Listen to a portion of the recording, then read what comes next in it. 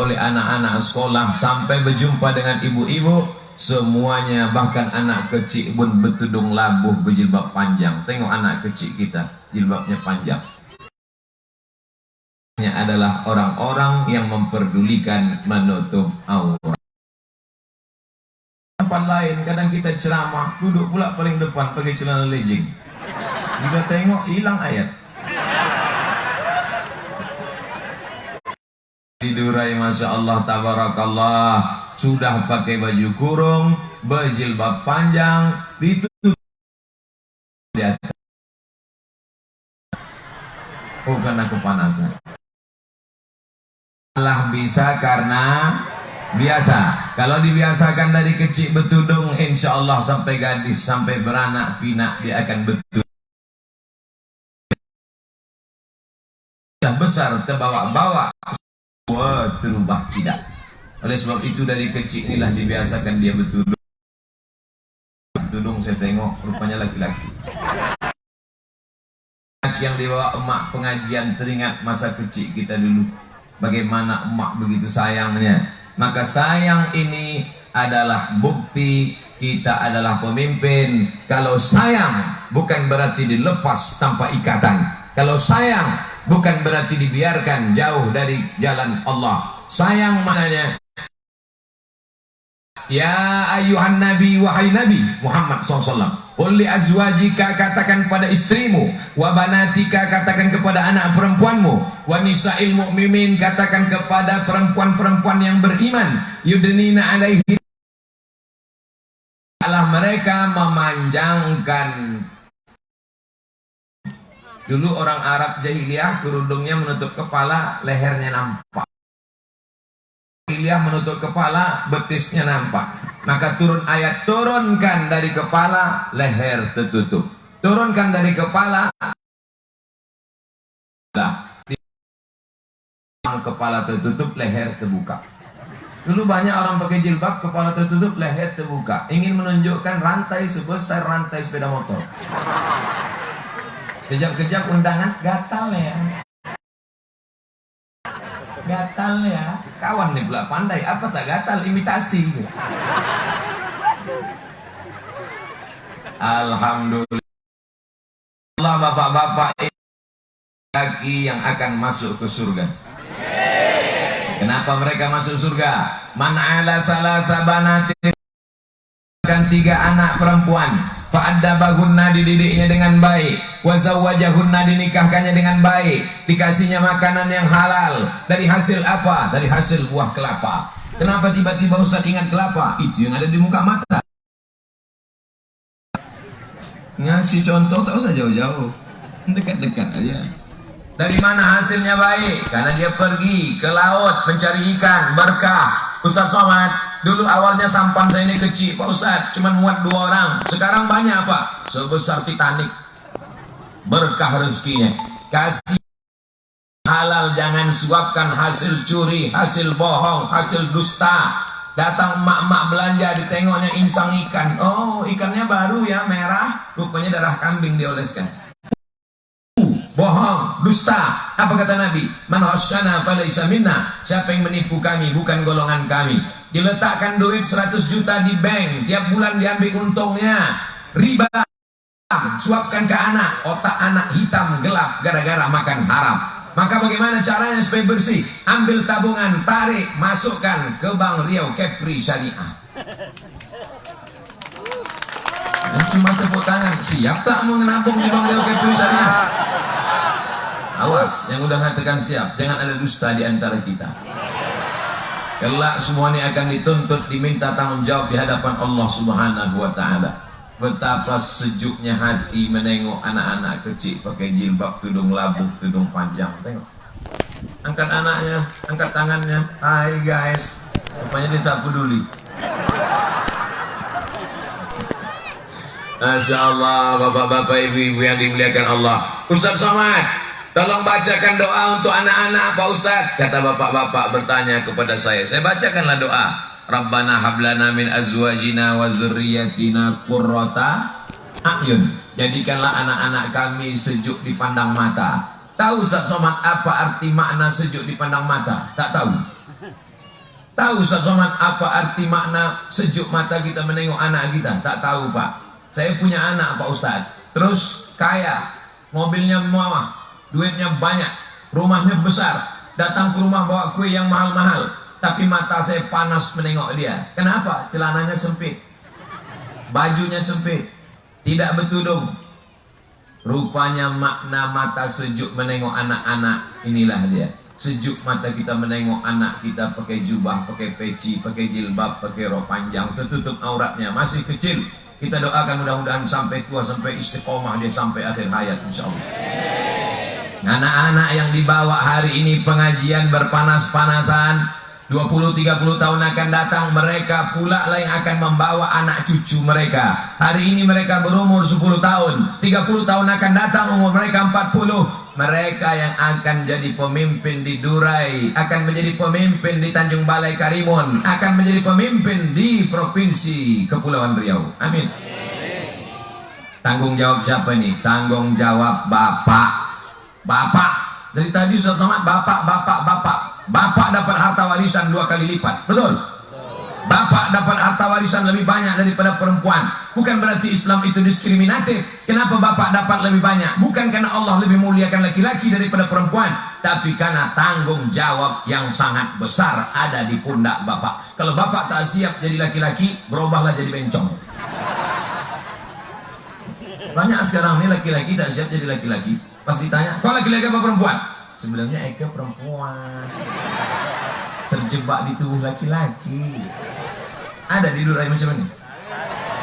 Kalau ada, tangkap, ikat. Laut dekat kan? Udah campak kan? Saudara yang dimuliakan Allah Subhanahu wa taala, ini yang pertama yang ingin saya sampaikan. Habis 15 menit. Emang kalau kita kepanasan lama terasa memang. Pertama yang ingin saya sampaikan, karena judul ceramahnya setiap kita adalah pemimpin. Yang pertama kali adalah pemimpin laki-laki. Kalau sampai anak gadis mau dibonceng orang Pak, kalau sampai anak gadis mau dibawa laki-laki yang tak mahram Pak, apalagi sampai gembung masuk angin Pak, maka kau akan dituntut di hadapan Allah Subhanahu wa taala. Kalau ada sampai hamil di luar nikah, jangan kau nikahkan Pak, karena menutup malu di dunia. Kau lupa hukum akhirat. Jadi kalau sempat dia hamil bagaimana Pak Ustaz? Tunggu sampai melahirkan, jangan kau nikahkan. Kalau sampai kau nikahkan dia, aku nikahkan engkau dengan anakku dengan mahar sebentuk cincin emas tunai, jangan kau datang kemari lagi. Sangkangin puting beliau, rupanya drone dari atas. Nah, pergi jauh-jauh. Bapak Ibu yang dimuliakan Allah Subhanahu wa taala, bapak laki-laki yang menikahkan anaknya yang hamil, maka 4 efeknya. Bapak yang berani menikahkan anaknya dalam keadaan hamil, 4 efeknya. Pertama, kalau nanti anak itu lahir tidak boleh pakai bin bapaknya. Jadi pakai bin apa? Terserah apa yang nampak, bin ron. Bapak yang menikahkan anaknya dalam keadaan hamil, kalau nanti lahir anak itu laki-laki, maka anak yang kedua perempuan, ketiga perempuan, keempat perempuan. Nanti anak-anak itu mau nikah, maka si anak laki-laki yang pertama tak bisa jadi wali, karena mereka bukan saudara seayah. Saudara seayah yang bisa jadi wali, sedangkan mereka saudara seemak. Saudara seibu seemak bisa jadi wali? Tak bisa. Yang ketiga, kalau bapak meninggal, maka anak-anak ini tak bisa jadi warisan, tak menerima ahli waris, tak menerima warisan, tidak bisa jadi ahli waris. Yang keempat, ditakdirkan Allah lahir anak dari hasil hamil itu anak pertama perempuan, umur 25 tahun dipinang orang. Ketika mau nikah nanti, maka walinya adalah waliha, dibawa darahnya ke Singapura, tes DNA. Kata dokter di Singapura, ini anak kamu, karena tes darahnya sama, maka darah tak laku darah. Ini anak saya, itu bukan anak kamu. Apa salah saya? Kau mencoblos sebelum hari H. Bapak bertanggung jawab di hadapan Allah Subhanahu wa taala. Kalau ada yang hamil di luar nikah, bukan tanggung jawab polisi, bukan tanggung jawab Satpol PP, bukan tanggung jawab bupati, Tapi tanggung jawab orang tua, kemana saja dia selama ini pergi, maka dia akan diminta tanggung jawab di hadapan Allah Subhanahu wa Ta'ala. Yang lalu apa boleh buat tak dapat diulang kembali, tapi yang akan datang mesti kita jaga. Apakah masyarakat Durai, masyarakat yang hadir semua malam, siang, petang, apakah semua yang hadir ini siap menjaga anak-anak kita? Dah, dari bunyinya macam-macam mengamuk. Tapi sebetulnya itu adalah ketulusan hatinya, insya Allah. Amin. Lalu kemudian yang perempuan merasa dia bukan pemimpin, karena judul pengajiannya setiap kita adalah pemimpin. Kira-kira perempuan ini pemimpin apa tidak? Banyak pula yang mengaku perempuan adalah pemimpin. Karena ketika bapak pergi mencari ikan, bapak pergi memanen sawit, bapak pergi mengambil kelapa, yang tinggal di rumah adalah ibu, maka ibu bertanggung jawab di rumah itu. Kalau sampai anak-anak ibu dibiarkan, maka bapak ibu menanggung dosa. Bapak pemimpin tertinggi, ibu pemimpin kedua. Hari ini ibu yang membawa anak-anaknya, bersyukurlah bu, karena anak-anak ibu ini nanti akan mendoakan ibu di tengah malam. Rabbighfirli wali walidayya warhamhuma kama rabbayani. Ajar anak ibu baca Quran, habis maghrib ke isya, matikan TV, matikan handphone, matikan gadget, stop semuanya, 45 menit mengaji. Guru mengaji saya yang pertama bukan ustadz. Yang menunjukkan saya alif di atas A, alif di bawah I, alif depan U, bukan ustadz, bukan ulama. Guru mengaji saya adalah emak kandung saya. Maka dimanapun saya ceramah hari ini, pahalanya mengalir ke makam almarhumah emak saya. Ibu, kalau mau anaknya sampai mati, sampai tua, mengalir pahala ke makam ibu, lapang kubur ibu, terang kubur ibu. Mulai malam ini, malam Jumat, start hari Kamis malam Jumat ini, habis maghrib nanti, ibu mengajar anak-anak mengaji. Siap? Gak ada suara. Saya ulang sekali lagi. Mulai hari Kamis ini, nanti malam adalah malam, habis maghrib panggil anak, ibu yang mengajar anak-anak ibu semuanya mengaji. Siap? Awas kalau tak buka. Habis maghrib matikan TV, matikan handphone, matikan semua, panggil anak, ambil ikro kok, ambil ikro. Mak, aku dah Quran, balik ke ikro. Kenapa gitu? Aku belum pandai mengaji. Dulu kami mengaji pakai namanya Qaidah Baghdadiyah. Alif di atas A, alif di bawah I, alif depan U, A, I, U. Alif dua di atas an, alif dua di bawah in, alif depan on, an, in, on. Yang ketawa berarti udah tua. Kan anak-anak sekarang tak tahu. Anak sekarang pakai ikro, a, bataba, batata, batasa, basaba. Corona, kholako, kazaba. Corona, virus corona. Kholako tercipta, kazaba karena banyak dusta. Ada itu dalam ikro. Pandai pula penyusun ikro itu, tahu dia virus corona. Bapak Ibu sehat? Masih semangat? Sabar-sabar ya Pak, sabar-sabar ya Bu. Kita doakan Durai di masa akan datang tendanya lebih besar lagi. Ibu akan diminta tanggung jawab. Kalau ibu masih merepet, ibu masih membebel, ibu masih bertanya kepada anak, kau pergi sama siapa, pulang jam berapa, mana kunci motor, mana duit yang ku kasih, macam mesin pompong rusak. Insya Allah anak-anak masih selamat. Tapi kalau ibu sudah malas merepet, udah diam aja. Ma, aku pergi pacaran ya, pergilah. Aku balik subuh mak, tak apa-apa. Aku hamil 2 bulan mak, udah takdir. Kiamat sudah dekat. Kiamat sudah dekat. Ibu siap-siapkan balik dari sini latihan merepet. Makan cabai rawit agak 2 kilo. Insya Allah atas merepet, bawah merepet.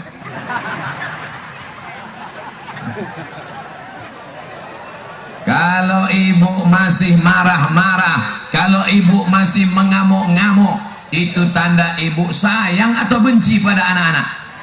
Masih sayang. Kenapa rokok pendek, mana rok panjang, kenapa pakai celana jin, kenapa pakai celana hantu, kenapa pakai baju setan, mana jilbab yang kubelikan. Berapa banyak bapak-bapak yang jahat, yang nakal, yang perampok, yang garong berubah menjadi baik karena ibu yang baik. Betul apa tidak, Bu? Saya berjumpa bapak-bapak. Saya Pak Ustadz gak suka pengajian.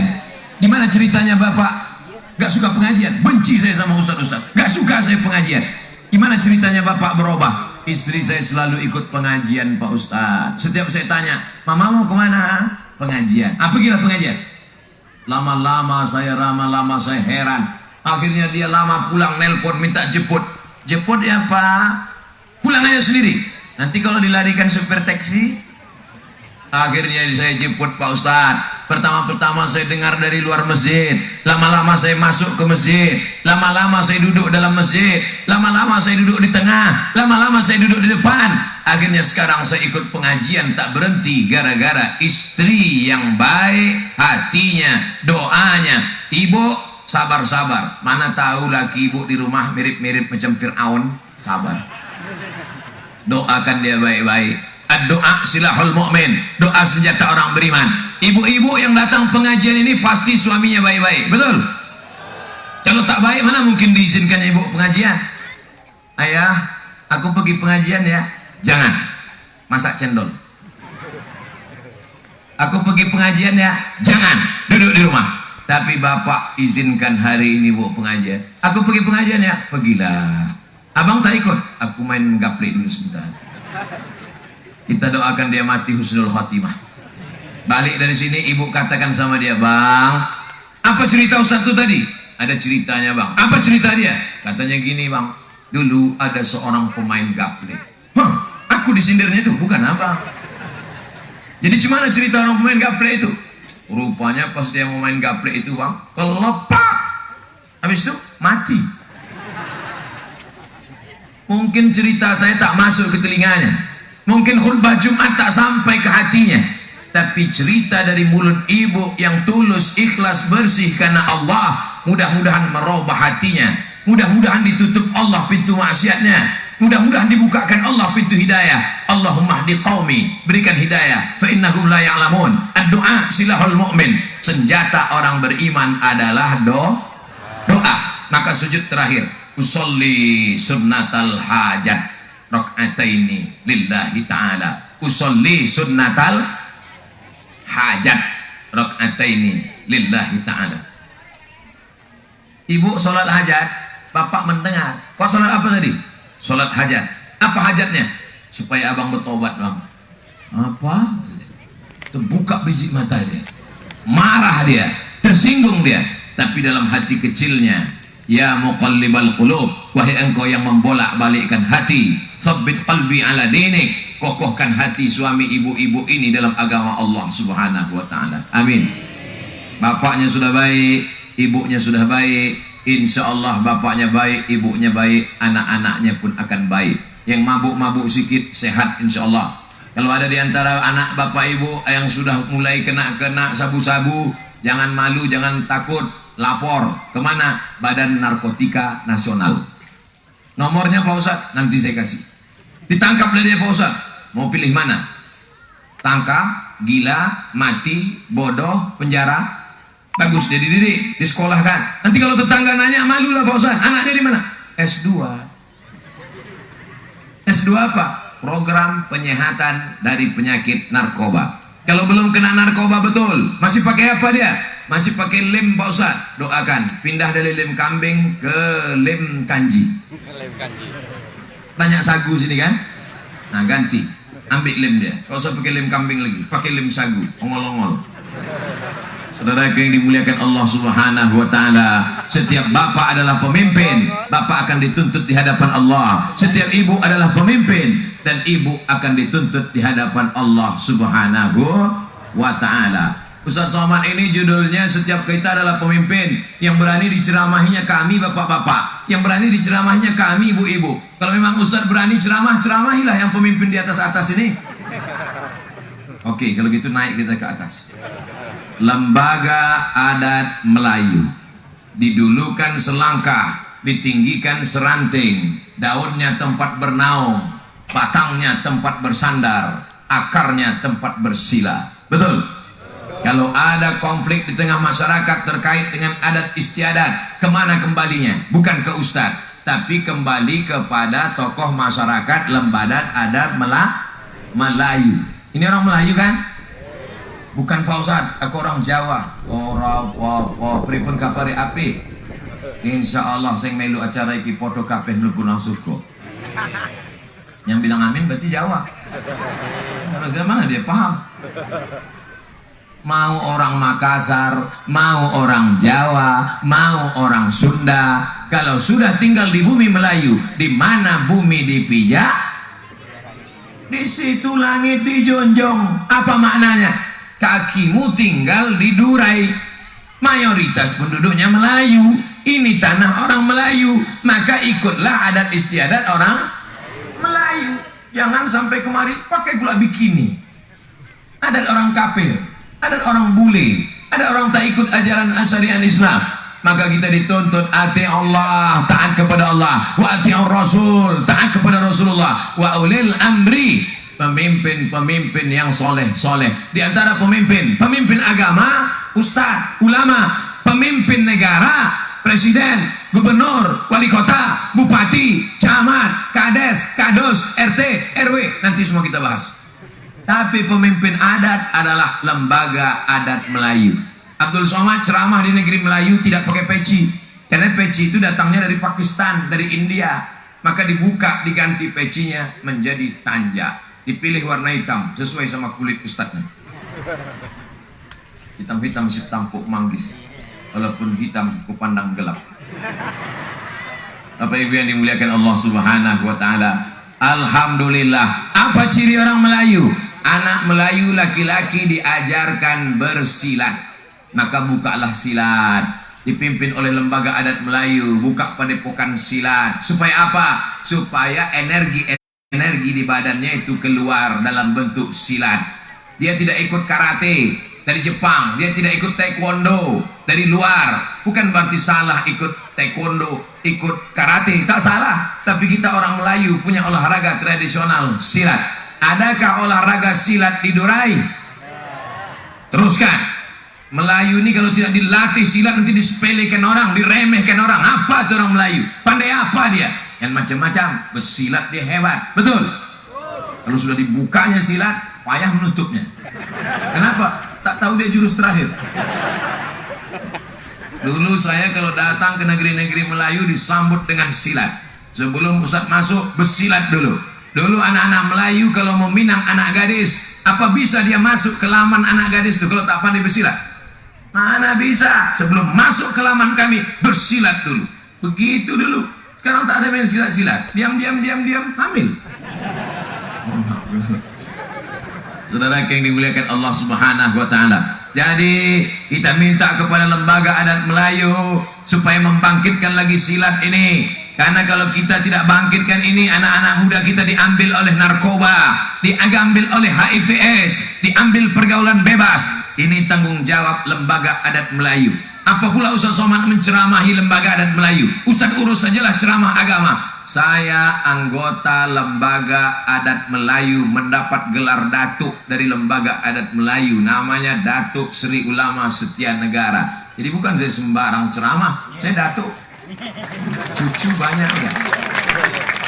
Oleh sebab itu, jadi saya satu sisi sebagai ustadz, tapi juga saya sebagai lembaga adat Melayu Riau.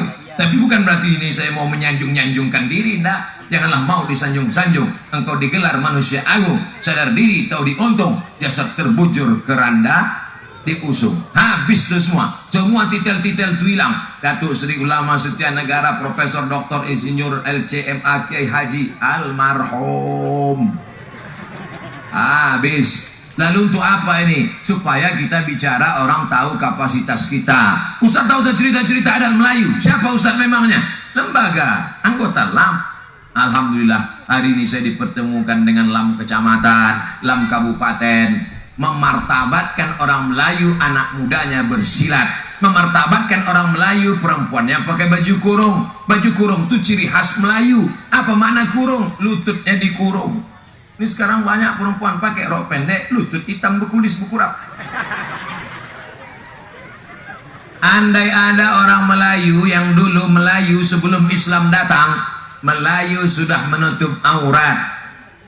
Baju orang Melayu coba tengok dari atas sampai bawah longgar. Baju Melayu itu aslinya longgar, dari atas sampai ke bawah longgar. Datang setan berbisi, ambil kabel, ikatkan ke pinggang. Nah, itulah maka berbentuk pinggang. Kecil kurang kecil ikat. Saudara yang dimuliakan Allah Subhanahu wa taala, maka yang perempuan pakai baju Melayu, anak-anak muda dilatih bersilat, yang laki-laki pula pakai adat istiadat sopan santun. Ini Abdul Somad, kalau menurut adat Melayu saya ini kurang sopan, ini tidak beradat ini. Kenapa? Karena orang Melayu kalau di bawah pakai celana, di atas pakai baju, di tengahnya mesti pakai kain songket. Begitu tradisi adat Melayu. Maka Abdul Somad ini tidak sopan karena tak pakai songket. Orang Melayu, jangankan perempuan, yang laki-laki pun malu kalau nampak belahan kaki celananya. Makanya di bawah celana, di atas baju, di tengah ditutup pakai kain songket. Makanya tadi yang memberikan sambutan, kenapa Ustaz datang ke Durai tak pakai kain songket? Tak dikasih. Ustaz ini menyindir aja nih. Tidak, saya tak pandai sindir menyindir. Saya kebetulan bukan datang dari rumah. Kami pindah-pindah dari mulai tadi malam di Lingga, lalu kemudian ke Batam, sekarang pula sampai di Durai, nanti pula akan ke Karimun. Ini semua adalah saya sekedar bercerita. Jangankan perempuan, yang laki-laki pun tetap ada sopan santun, adat istiadat, budi bahasa. Melayu adalah Islam. Melayu tanpa Islam hilang tinggal layunya. Apa itu layu? 4. Lemah, lesu, letoy, loyo, lunglai. Islam ini harus bangkit dengan akhlakul karimah. Yang anak muda silat, yang perempuan baju kurung, yang laki-laki sopan santun, tata kerama. Masalah pantun bepantun silakan, bagus. Dulu orang kalau mau minang pakai pantun. Ustaz Somad, nasihat pernikahan anak saya, insya Allah saya datang. Nanti Ustaz nasihatnya jam berapa? Pokoknya datangnya jam 8 Pak Ustaz. Datanglah saya jam 8. Begitu datang jam 8, pas mau masuk acara, mereka pun mulailah berpantun. Burung balam, burung merpati, burung-burung aja sejam. Saya udah risau, saya dah lama betul. Saya tengok jam 9, masuk jam 9, buah mangga, buah mengkudu, masuk pula buah, sejam lagi. Kapanlah acaranya? Kenapa orang dulu suka berpantun? Rupanya baru saya tahu susahnya berpantun. Kenapa mereka dulu orang Melayu lancar saja lidahnya berpantun? Karena otaknya cerdas. Tahu dia menggunakan satu di atas dua dia, satu di atas dua, dua di atas dua di bawah. Itu menunjukkan bisa dia berjam-jam berpantun. Sekarang banyak juga yang pandai berpantun tapi dilatih duluan. Mestinya berpantun itu lepas tata krama, sopan santun, akhlak, pakaian. Melayu adalah budaya. Melayu adalah hasil cipta karya karsa manusia yang mesti kita teruskan. Bersyukur kita kepada Allah sampai hari ini di bumi Melayu Kepulauan Riau masih ada lembaga adat Melayu tingkat provinsi, tingkat kabupaten, bahkan sampai tingkat kecamatan. Ini kita support, terus dukung. Insya Allah kalau sudah Islam terjaga, Melayu terjaga, Melayu terjaga, Islam terjaga, insya Allah. Takbir. Laki-laki pemimpin sudah, perempuan pemimpin sudah, lembaga adat Melayu pemimpin sudah. Naik yang keempat, siapa itu? Alim ulama, ustadz guru mengaji yang ada di masjid Surau Langgar Musolla. Ini ustadz bukan sekedar imam masjid, ustadz bukan sekedar memandikan jenazah, ustadz bukan sekedar memanggil orang azan sholat, tapi ustadz melaksanakan amar ma'ruf nahi mung. Sekarang banyak orang kalau diajak buat baik, ayo kita sholat, dia tak marah. Ayo kita puasa sunat Senin Kamis, dia tak marah. Ayo kita laksanakan haji ke Makkah, dia tak marah. Tapi kalau sudah dilarang main judi, dilarang buat zina, dilarang pakai riba, dilarang rentenir menganakkan duit, disitulah bong marah mengamuk. Kenapa? Karena yang disenggol adalah priuk belanganya. Yang saya cakapkan ini betul apa salah? Bilang betul, kalau bilang salah balik saya terus.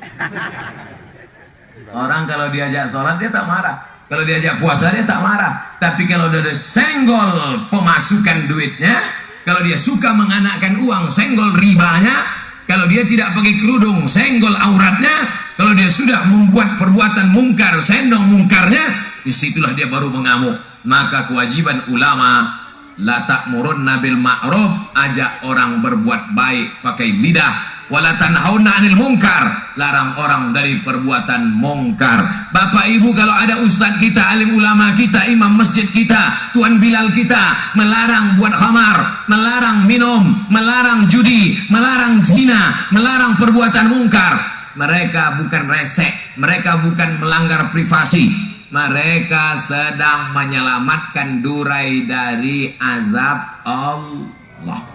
Kalau datanglah air bergulung dari laut sana, datang air na'udzubillah bergulung dari laut sana naik ke durai, kira-kira air itu bisa tak dibedakannya mana rumah orang baik sama mana rumah orang tak baik? Bisa. Air itu kalau bergulung dari laut sana naik ke darat ini namanya tsunami. Itu yang perempuan. Kalau laki-laki Sumanto. Mohon maaf Pak Sumanto.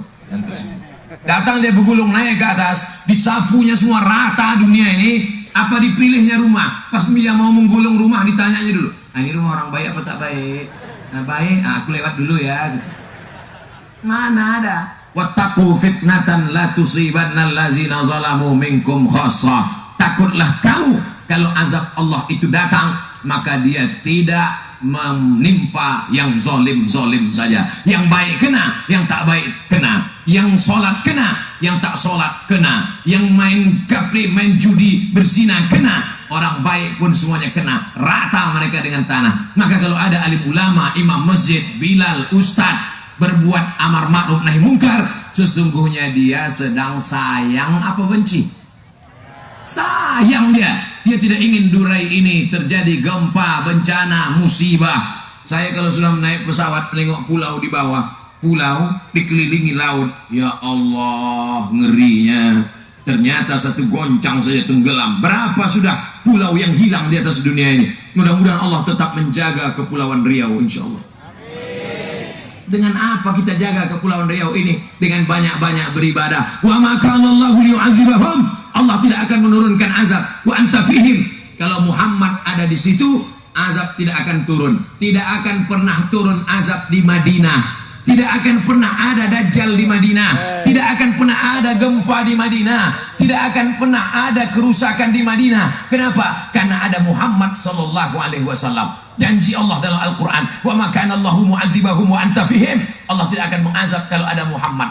Di Durai ini ada Muhammad.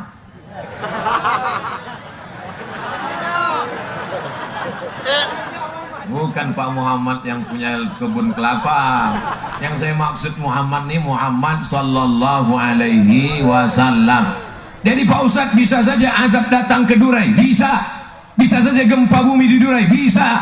Bisa tenggelam pulau ini Pak Ustadz, bisa. Tapi ada satu harapan lagi. Wa ma kana Allahu mu'adzibahum wa hum yastaghfirun. Allah tidak akan menurunkan azab selama orang itu masih mau beristighfar. Astaghfirullah Rabbal baraya, astaghfirullah minal khataya. Banyak-banyak beristighfar. Paling pendek istighfar, astaghfirullahalazim. Agak panjang, astaghfirullahalazim alladzi la ilaha qayyum wa atubu ilaih. Yang lebih panjang, Allahumma anta rabbi la ilaha illa anta khalaqtani wa ana 'abduka wa ana 'ala ahdika wa ahdika masata'tu a'udzubika min syarri ma sana'tu abu laka bi ni'matika 'alayya wa abu bi dhanbi faghfir li fa innahu la yaghfiru dzunuba illa anta. Saya tak hafal Pak Ustaz, gerak-gerakkan aja mulut. Hafalah, tulis. Ustaz ceramah cepat kali, mana bisa kami tulis? Sekarang mudah ceramah Ustaz, tak perlu ditulis, tinggal ambil HP, tulis www.google.com. Tulis Sayyidul Istighfar, tulis Sayyidul Istighfar, langsung nampak. Allahumma anta rabbi la ilaha khalaqtani wa ana 'abduka wa ana 'ala ahdika wa ahdika masata'tu a'udzubika min syarri ma sana'tu abu laka min. Dah, pergi ke warnet, print, cetak, letakkan dekat kompor. Sambil masak sarapan pagi, Allahumma anta rabbi la ilaha khalaqtani wa ana 'abduka. Nanti siang masak siang, Allahumma anta rabbi la ilaha khalaqtani wa ana 'abduka. Masa sore nanti tengok lagi, Allahumma anta rabbi. Satu hari 3 kali, sebulan berapa kali? 90 kali, takkan tak hafal. Mulai besok, letakkan di dekat kompor. Ikut jurus Ustaz Somad. Bulan muka, baca. Tak juga hafal, cabut, bakar. Masukkan ke kopi. Minum, insya Allah batuk. Bapak Ibu yang dimuliakan Allah Subhanahu wa taala, banyak-banyak beristighfar. Man lazimal istighfar, siapa yang banyak-banyak beristighfar, ja'alallahu lahu min kulli dhiqin makhraja, setiap kesempitan hidupnya diberikan Allah kelapangan, wa min kulli hammin faraja, setiap kesusahan hatinya diberikan kemudahan, wa razaqahu min haitsu la yahtasib, dikasih Allah rezeki dari jalan yang tak disangka-sangka. 3, hati sempit lapang, pikiran susah senang, dapat rezeki dari yang tak disangka-sangka. Saya tadi keluar dari tempat makan dengan Pak Bupati beristighfar. Habis sholat tadi beristighfar, langsung dapat rezeki yang tak disangka-sangka. Mana dia? Ini tanja. Tak ada terpikir saya akan dikasih tanjaan. Masya Allah, tabarakallah. Bertambah lagi koleksi tanja di rumah. Dah 2 lemari tanjaan. Nanti ditulis, ini adalah tanja dari Durai Karimun, Kepulauan Riau. Waktu Abdul Somad ceramah, jamaahnya banyak sekali sampai tak muat tenda. Allahu Akbar. Yang membuat saya semangat ceramah ini adalah banyaknya anak-anakmu. Orang tua ini tak perlu diceramahi lagi. Mereka pun udah baik-baik. Mereka udah baik, sejengkal lagi dari yang lahat. Tapi anak-anak muda ini nafsu masih bergelora, pikiran masih panjang. Tapi ada pula jamaah yang bilang, Ustaz Somad, kata Ustaz Somad orang tua itu pikirannya tak panjang. Tidak, malah yang tua itu pula lebih gatal lagi Pak Ustaz. Di tempat lain, di Durai ini baik-baik. Betul? Bapak-bapak sudah, ibu-ibu sudah, Lembaga Adat Melayu sudah, Ustadz Bilal, Imam sudah. Siapa yang belum? Kepala dinas, kepala badan, kepala kantor. Kepala-kepala ini maka makin besar pula tanggung jawabnya di hadapan Allah Subhanahu wa taala. Kenapa? Karena mereka ada jabatan. Wahai bapak-bapak kepala dinas, jabatan kau berapa lama Pak? 2 tahun, 2 periode kalau tak datang KPK. 2 periode kalau dipilih masyarakat. 2 periode kalau masih ditakdirkan Allah. Ayat yang dibaca oleh Pak Bupati tadi sebelum beliau memberikan kata sambutan, tu'izzu man tasha wa tuzillu man tasha. Engkau angkat siapa yang kau kehendaki ya Allah, kau jatuhkan pula siapa yang kau kehendaki ya Allah. Biadikal khair, yang punya kuasa adalah Allah. La haula wala quwata illa billah. Kau berkuasa bukan karena kau hebat, kau berkuasa bukan karena kau pandai, kau berkuasa karena Allah sedang menguji engkau. Pakai kekuasaan ini. Yang bagian pertanahan, luruskan sempadan tanah orang supaya jangan sampai orang makan ada orang makan tanah. Dia memang tak makan tanah, tapi habis tanah itu di kapling-kaplingnya. Yang suka menggeser sempadan tanah, yang suka mengkapling tanah orang, yang suka mengambil tanah. Hati-hati, karena kau nanti kalau mati masuk ke akan dimakan cacing. Berapa banyak orang digali kuburnya 2 meter, begitu mau ditanam berubah jadi 1,5 meter. Digali lagi, sempit lagi, digali lagi, sempit lagi, digali lagi, sempit lagi, sampai matahari mau tenggelam. Akhirnya gimana nih Pak? Udahlah kita pijakkan aja, masuk dalam. Tak sabar tanah itu mau menjepit dia. Saking kan banyaknya dosa menggeser sempadan tanah. Ini bukan cerita-cerita kuno. Berapa kali kita melihat menyaksikan itu. Diukur pakai galah. Sengaja mengukur kuburan itu tidak pakai meteran, tapi pakai galah. Supaya apa? Supaya tak silap, tak salah. Ternyata galah, mata penggali kubur sendiri melihat. Bapak sudah lama menggali kubur. Pak, iya. Apa kerja? Saya gali kubur sini Pak Ustaz. Udah lama gali kubur. Belum Ustaz lahir saya udah gali kubur Pak Ustaz. Apa pengalaman Bapak selama menggali kubur? Banyaklah orang yang saya gali ini Pak Ustaz. Ukurannya sudah tepat 175, tapi begitu mau dimasukkan tiba-tiba merapat tanah itu Pak Ustaz. Tak sabar tanah itu. Apa kata tanah itu? Cepat. Cacing-cacing pun di bawah, kalajengking di bawah, ular-ular. Maka siapa yang masih suka memain-mainkan tanah, sempadan tanah, mengambil tanah, buatlah suka hati, buat. Ular sawah sudah siap di bawah. Kau akan mati menghadap Allah Subhanahu wa Ta'ala. Semuanya akan pulang. Anak tersayang, tetangga yang baik-baik, kawan-kawan semua. Ada mereka yang mau masuk agak semalam? Ada? Tak ada. Istri, ibu sayang sama bapak kan? Tidak pula katanya Pak. Ibu yang sayang sama bapak, ketika bapak meninggal dunia masuk ke liang lahat, menangis ibu di tepi kubur. Abang, banyaklah kawan-kawan ibu menahan. Sabar ya bu, sabar. Saya kalau pas sedang pemakaman jenazah, ada ibu-ibu menangis gitu. Abang, saya biarkan aja. Saya mau nunggu. Betul tadi mau masuk. Rupanya tidak, acting aja. Nah, dah. Apa kata dia? Sehidup semati. Apa maksud sehidup semati? Sama-sama hidup. Waktu mati, aku hidup, kau mati. Bekalilah diri dengan amal soleh, bukan amal somat. Amal soleh, Bapak Ibu yang dimuliakan Allah Subhanahu wa Ta'ala. Laki-laki sudah, pemimpin sudah, laki-laki sudah, perempuan sudah, lembaga adat Melayu sudah, alim ulama sudah, bapak-bapak kepala dinas sudah, bapak-bapak DPRD, wakil rakyat. Bisa menjadi anggota DPR, siapa yang milih? Ibu milih kemarin, kenapa? Ya, kalau ditanya dekat, bu, kenapa ibu pilih bapak itu kemarin? Cuma lah Pak Ustaz, 3 jilbab udah dikasihnya.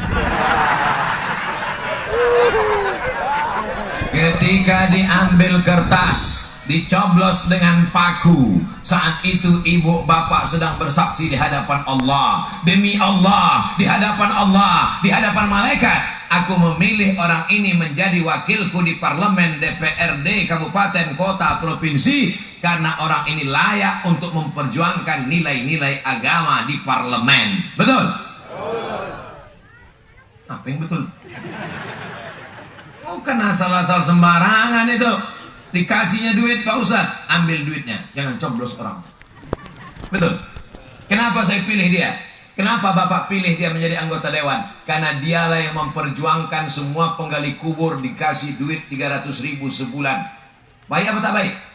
Bukan duit dia itu.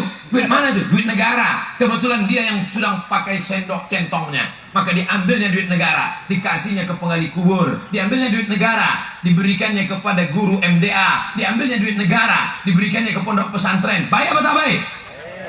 Tapi kalau payung hukumnya tak ada, asal ambil saja, diambilnya duit negara, bagi fakir miskin, ambil duit negara, temuan, tangkap KPK. Siapa yang mau menolong? Mau Bapak Ibu nolong? Paling-paling bacakan Al-Fatihah dari jauh. Saudara yang dimuliakan Allah Subhanahu wa Ta'ala, tetap juga harus ikut aturan payung hukum. Siapa yang membuat payung hukumnya? DPR. DPR siapa yang milih? Masyarakat. Setelah duduk siapa yang diperjuangkannya? Masyarakat. Maka kita doakan mereka supaya adil dan amanah, insya Allah. Amin. Setiap mereka akan bertanggung jawab di hadapan Allah Subhanahu wa Ta'ala. Puncak yang paling tinggi yang hadir bersama kita, pemimpin kita adalah Bapak Bupati Dr.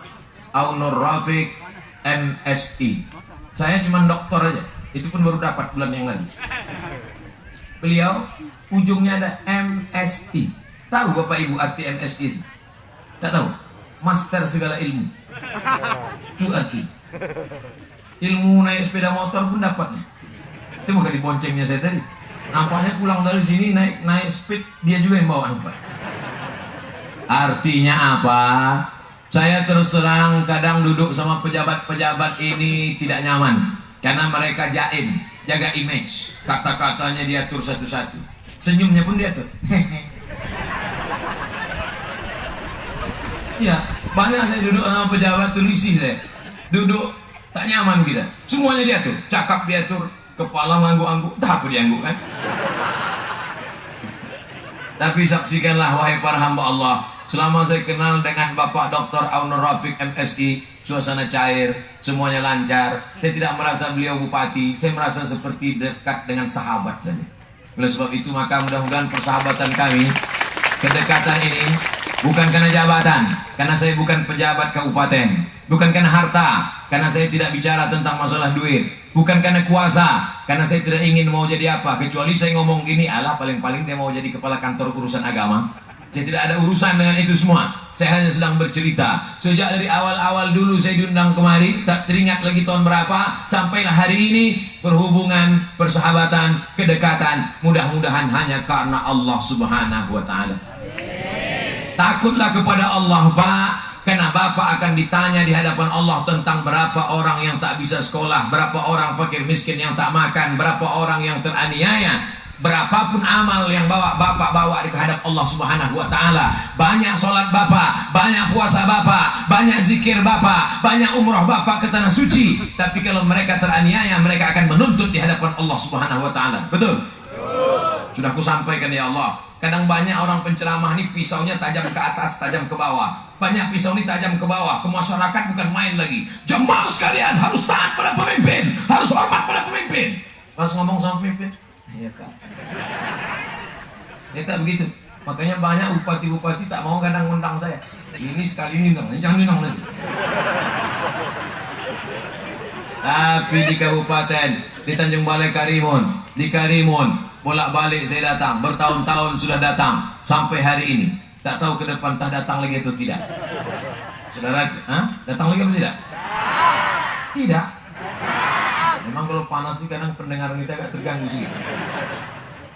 Kalau dapat bupati suka pengajian, maka yang diundangnya adalah Kalau nasib buruk, malang tak dapat ditolak, diundanglah bupati dapat yang sukanya penyanyi dangdut.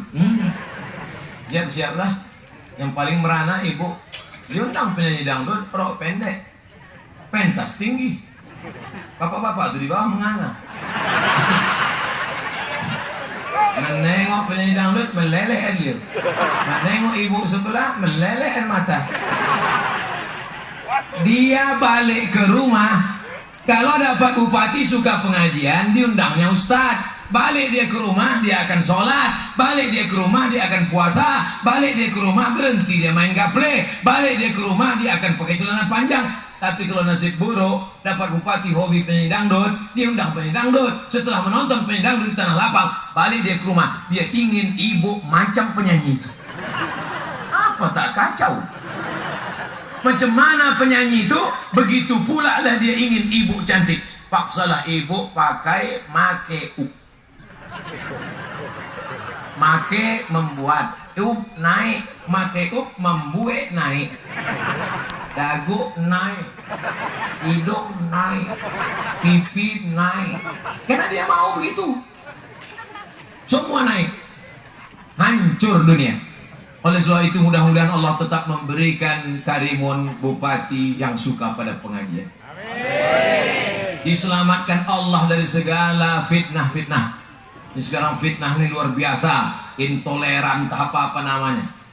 Banyak orang yang tak bisa membedakan mana toleransi, mana telur asin. Tak bisa dia bedakan. Oleh sebab itu siapa yang bisa menolong ini? Kita yang update status jelaskan, yang paham mengerti masalah paparkan. Jangan takut, Allah menolong. Hasbunallah wa ni'mal wakil, ni'mal maula wa ni'man nasir. Banyak-banyak baca itu 10 kali, 100 kali. Kirimkan, ya Allah tolong pemimpin kami, tolong pemimpin kami yang selama ini memperhatikan kami. Hasbunallah wa ni'mal wakil, ni'mal maula wa ni'man nasir. Wala haula wala quwata illa billah. Tak ada yang bisa menolong. La ini jama'atil ummah, berkumpul orang sedunia ini ingin memudaratkan engkau. Kalau tidak, kata Allah, jadi apa tak jadi? Tidak. Berkumpul orang sedunia ini ingin mematikan engkau. Kalau tidak, kata Allah, jadi apa tak jadi? Tidak. Saya berapa kali mau dianiaya orang, tak jadi. Mau dimatikan orang, tak mati-mati.